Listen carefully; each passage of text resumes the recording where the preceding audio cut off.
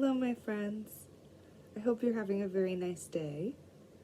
I'm going to read a story to you today that I've been thinking about because Teacher Brianna has been talking about the sun and the moon.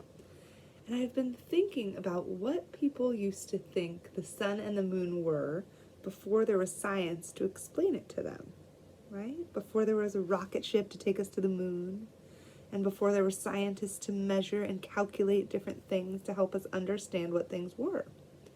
People used to make up stories and tell each other about what they thought things might be, right? Because they weren't sure.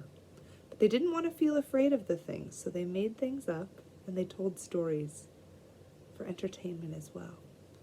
This one is called Why the Sun and the Moon Live in the Sky. And this tale is from Africa. It's from the country of Ghana.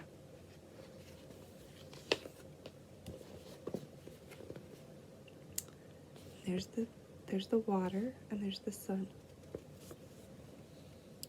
Many years ago, the sun and water were great friends, and both lived on the earth together. The sun very often used to visit the water, but the water never returned his visits, and at last the sun asked the water why it was that he never came to see him in his house.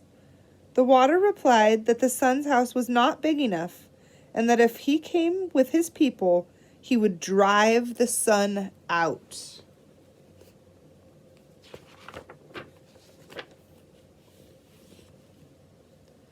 The water then said, "If you wish me to visit you, you must build a very large house. But I warn you that it will have to be a very large place, as my people are very numerous and they take up a lot of room." So right now they're in Water's house. And Water is telling Sun, if you want me to visit you, you must build a very large house because my people are very vast. The Sun promised to build a very large house, and soon afterwards he returned to his wife, the Moon, who greeted him with a broad smile. So in this story, the Sun and the Moon are married to each other.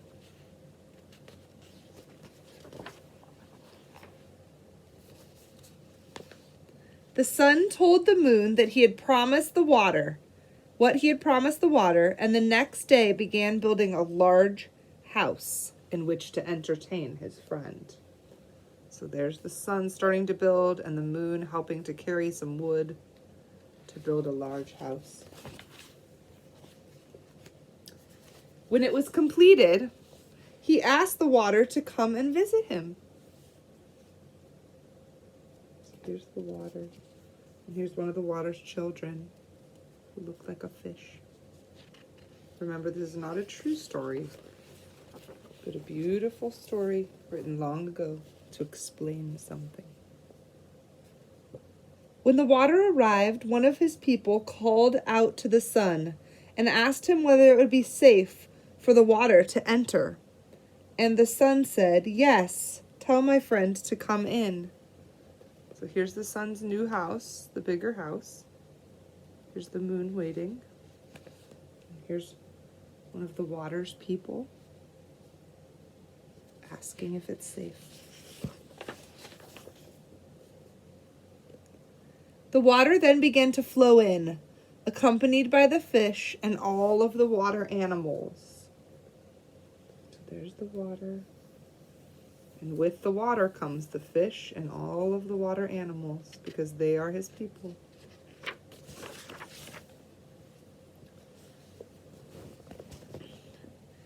Very soon, the water was knee deep.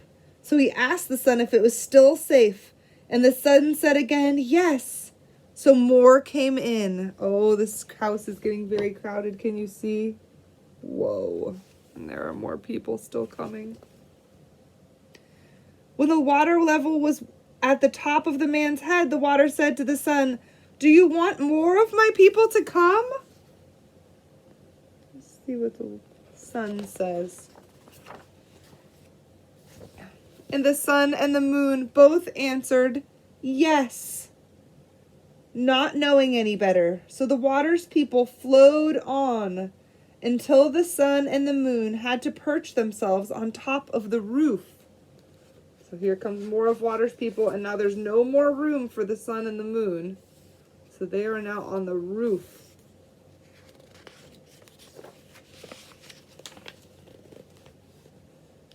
Again, the water addressed the sun. He received the same answer, so more of his people rushed in. Even more of the water's people. Alligator and a fish.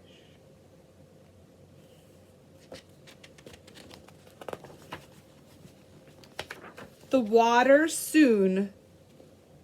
It's a little darker, this picture. Sorry, it's dark in here. The water very soon overflowed the top of the roof, and the sun and the moon were forced to go up into the sky, where they have remained ever since.